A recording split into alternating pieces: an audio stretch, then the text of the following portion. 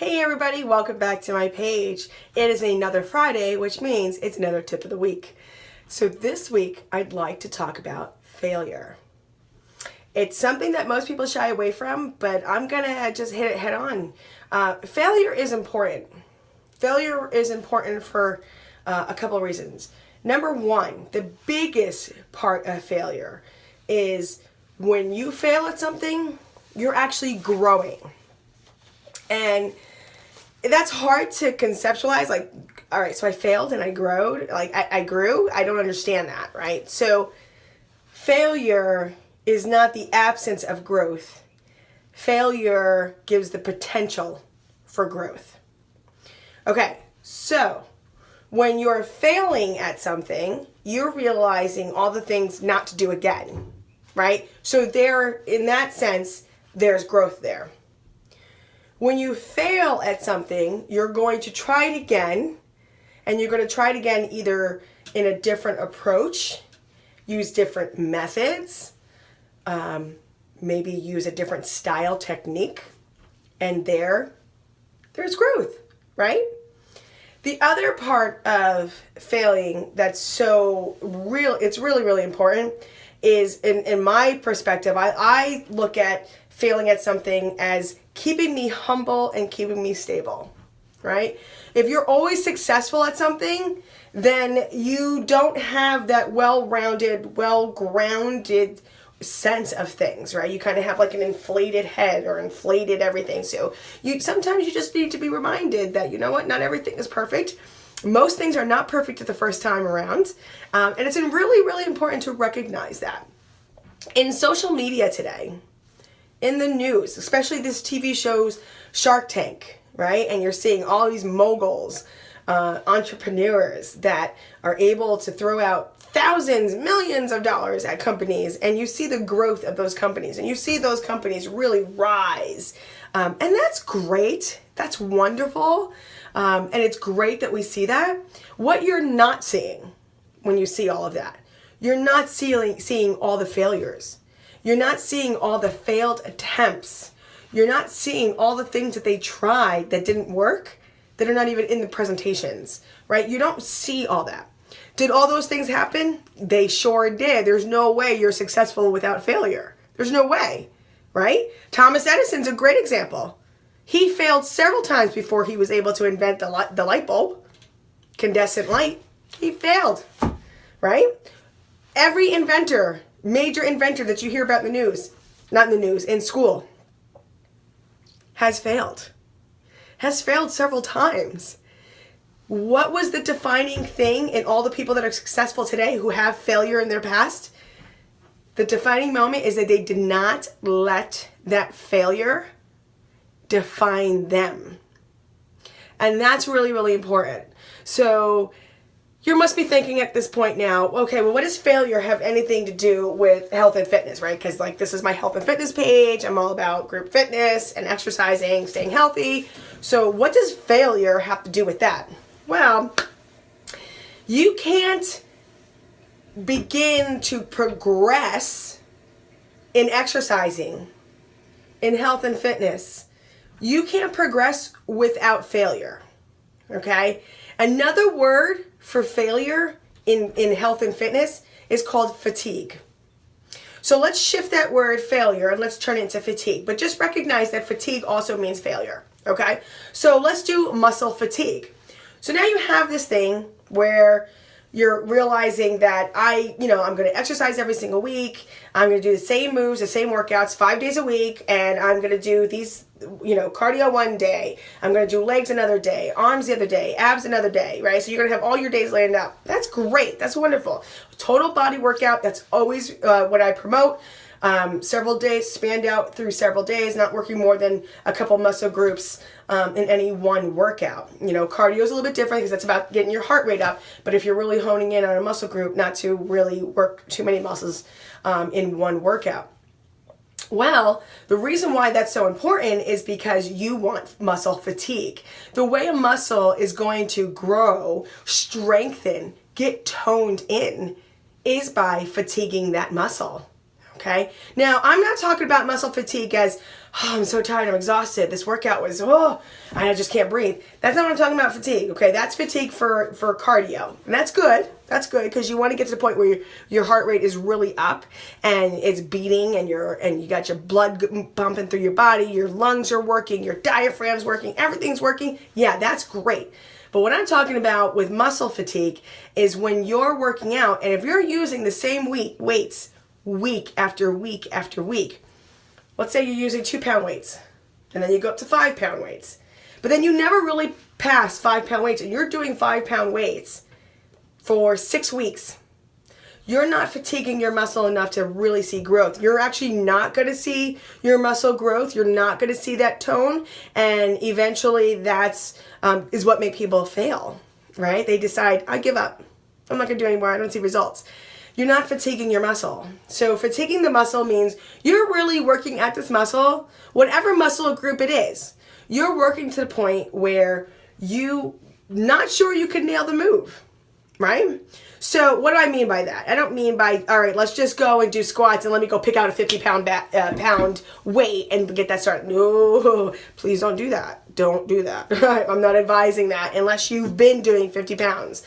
What I'm saying is if you're doing like a squat and you're holding weights on your side, either you're doing a kettlebell, doing a squat that way, or you're having 2 weights on each side, or you have a bar that's on your shoulders. However you're doing your squats, if you're going to always do your squats with 15 pounds and you're going to do it each time, are you going to feel tired? Is your muscle going to work a little bit? Yeah, it is. Yeah, you're going to feel that. And you're going to be like, wow, my muscles are really working. I feel really good. And that's great. And your muscles will work. But in order to see progress, you have to get to the point where you're almost failing. So a couple rounds, you do 15 pounds, then 20 pounds, and then let's say you go up to 25 pounds. You've never done 25 pounds before, or you've never done 30 pounds, whatever that weight is that you've never done before. You can add it and then see how many of the move you can do. Compare it to your other sets, right? So let's say 3 sets of 10. The first 2 sets you did at 20 pounds and you've been doing 20 pounds. And the third set of 10, okay, I'm going to do 25 pounds. Or you're going to do 30 pounds, whatever it is. If you're doing 2 weights on each side, you're going to increase it, by 10. And if you're going to do 1, then you can increase it by 5, right? So that's usually how weights go. Sometimes they have 0.5 weights, so you can add that way. If you're at the gym, you can add much more layers with smaller numbers in between because of the way the weights are stacked and designed. But if you're working out at home and you have dumbbells, it's usually if you're using 2 hands, you're incrementing it by 10, all right? But however you're going to do that, your last set, you're going to push yourself. Your last set, you're supposed to do 10. Maybe you only nail 5. Guess what? That's okay. Because I don't want you doing 10 and doing 5 correctly and then 5 wrong. So muscle fatigue is being able to push yourself without compromising form. The minute you compromise form is the minute that you can really increase your chances of getting an injury. No injuries. I don't want injuries. I don't want injuries. I want muscle fatigue. I want soreness. I want tiredness. I don't want injuries, right? So as long as you're doing the move correctly, see how many you can do. The next time you do that workout, maybe you don't start at 10. Maybe you start at 15. And then you work that way up. So you're always progressing more. Now there's this false sense that if I work out so much, my muscles are going to be massive and I'm going to look like the Hulk, right? No, that's not going to happen. That's those are for people who are really looking to bodybuild and they're lifting crazy weights and they're taking all these supplements to really work at that. You can actually get that if that's what you want. There is a way to achieve that, right? If you're a woman and you're saying to yourself, I want to look like a man, let me tell you something. You're not going to look like a man. You're not going to look like a man. You're really not. So I want you to throw that out of your brain right now. You're not going to look like a man, okay? So you want to be toned. It's important to be toned because your muscles are what keeping your body going, keeping you upright, keeping you standing straight, keeping you walking the right way. It's really important to take care of our muscles so that we take care of our whole body, okay? So again, fatigue, muscle fatigue. It's really important to fatigue those muscles to fail at a move. To get all the way to the point where you're failing and you stop. So if I'm doing a squat and I pushed myself, the weight goes up. So my weight goes up, but the number of exercises I do go down. Okay, it's kind of like a scale there, right? So my weight goes up, my moves go down, my number goes down, right? So if I'm going to be doing 30-pound weight, and I've never done that before, and I do a squat, I might nail only 5, because at 5, I'm already realizing, oh, I'm tilting a little bit. Okay, you know what? I'm done now, because I don't want to compromise form. Now, if you feel like you're compromising form, there's one of two things you can do. Number one, you can stop right there and just say, I pushed myself. Okay, great. Put that weight down. You're done. Then you take a break. You go into the next set of reps and go back to the weight you were before, right? So that's one way of doing it. The second thing you can do is have 2 sets ready. The sets that you have that you're pushing yourself, and then another set of the set you did prior, a lighter weight. So let's say I can only do 5 at a higher weight that I've never done before. I'm pushing myself. And after 5, I realize, I don't know if I can do any more. I don't want to compromise form. I put those down. I go to grab other weights, the lighter weights, and I continue my 5, still get my 10 in. I pushed myself with 5. So again, I fatigued my muscle. Am I going to be more sore the next day? Absolutely. I am going to be so sore because I fatigued my muscle. Okay, I pushed it to the point. There's this thing in your muscles called ATP. And when you push yourself really hard, you get those muscles going, your body, your muscles release ATP. It's kind of like an energy. Kind of way to explain it is it's energy in your muscle and you're expending that energy. Right? And so when that happens, you need to take a breather, take a break so that that ATP gets built up back in the muscle before you start the next set.